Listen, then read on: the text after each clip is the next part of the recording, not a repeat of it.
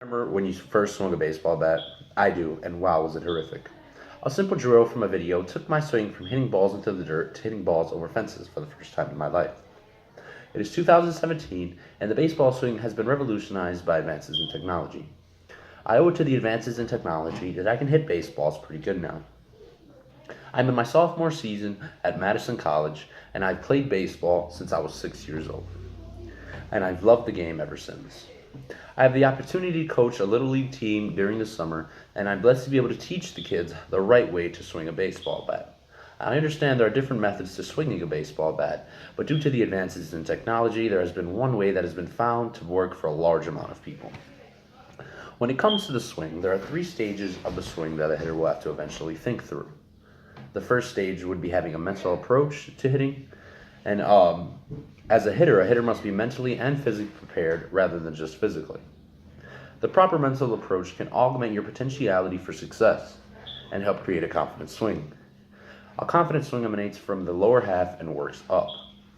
If a hitter can begin with a strong heel plant, then they're able to put themselves into a good athletic stance. Once they're in an athletic stance, the hips can begin to work through the baseball and out into the field. At the end of the day, the hips are what help a hitter swing the bat. Implementing the hips into the swing help the hitter stay on plane with the baseball and have a pretty fair chance to make contact with it. But let's begin. Hitting begins outside of the batter's box. The batter's box is the area in which individuals hit, for those who don't know.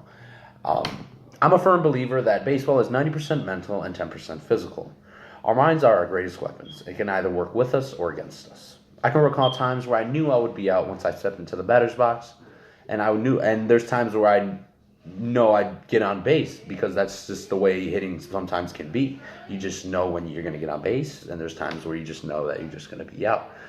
But trying to find the middle is what's going to eventually make a hitter be actually a really good hitter. But when it comes to our approach as hitters, it should be like studying for a test. Our studying begins when we are in the dugout or when we are on deck.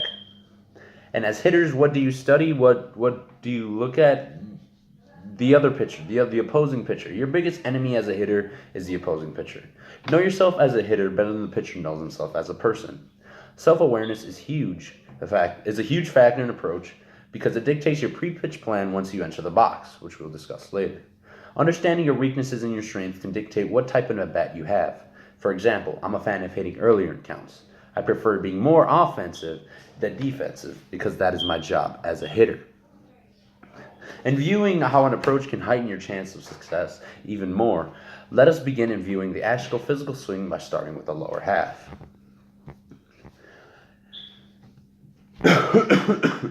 A baseball swing begins with the lower half of your body, but there are many ways to instructors interpret using the lower half. There is a position that is known as athletic stance. Athletes who maintain athletic throughout any type of coordinated movement are most likely to be successful. When it comes to a baseball swing, athletic position is crucial. When the swing is about to begin, which I'm going to show here, we have athletic stance. We have Addison Russell from the Chicago Cubs putting himself into a good position to maximize his effort as a hitter and fire his hips through the baseball. But the only way his hips can fire through the baseball is if he's in a strong athletic position before he hits the ball. But in today's age, there are many misconceptions on how to use the lower half. And I had the same question for myself. I know what I'm doing wrong, but how can I change things around and use my lower half more efficiently? A trick that I learned last year from overhearing one of our hitting instructors was to lead with your heel. Here we have a professional baseball player, Mike Trout, landing at heel strike and putting himself into a good position. Leading with your heel keeps a balance within your legs, and this balance makes you have strength in your legs at any point throughout your swing. And that's what is needed to put yourself in a good position to hit the baseball. Once a hitter is in a strong heel plant position, the swing begins. The strong athletic position has its advantages. It helps a hitter take pitches at ease, swing with controlled aggression, and helps maintain a level swing. If you're on line, then you're on time. Once heel plant is initiated, the hips begin to work through and rotate towards the baseball. As you can see, we had Jose Bautista. We're going to have Jose Bautista here display to us how his hips are working towards the pitcher and they're not working away. Understanding he's a professional baseball player and he has perfected this movement. This is a great example about what I'm talking about as to how your hips are supposed to move. As you can see, we can have his heel is planted. He has strong, firm legs. He's not able to get pushed over, and his hips are working in the direction of the baseball and then finally through his bat. But when it comes to swing path and how this frisbee video changed the way I swung, then it's all about starting with the lower half. The lower half is what initiates your hands to put yourself in a good position. Well, when it turns out that all I needed was an actual frisbee to hit a home run. And I know it sounds absurd, but there is an incorrect way to swing a baseball bat. The most efficient method of swinging a baseball bat is staying on plane with the baseball for as long as possible. If a hitter can contain the barrel through the zone for a long period of time, then they can hit the ball whether they are late or they are early. And let me show you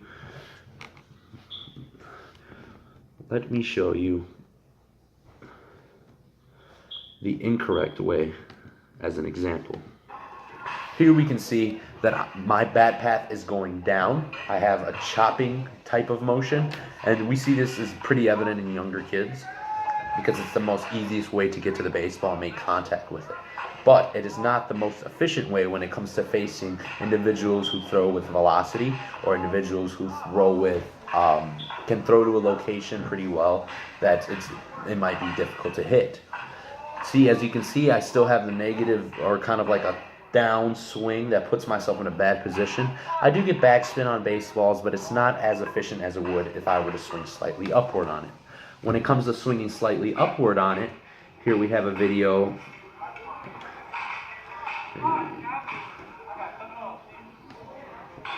that's commonly referred to as now, due to the advances in technology, as the Nike swing, where we have a slightly level swing through the baseball. As you can see, I have strong heel plant, and I also have strength within my legs. As the bat continues to fire through the zone, working through the hips, it puts myself into a good position to hit the ball extended and to have backspin on the baseball.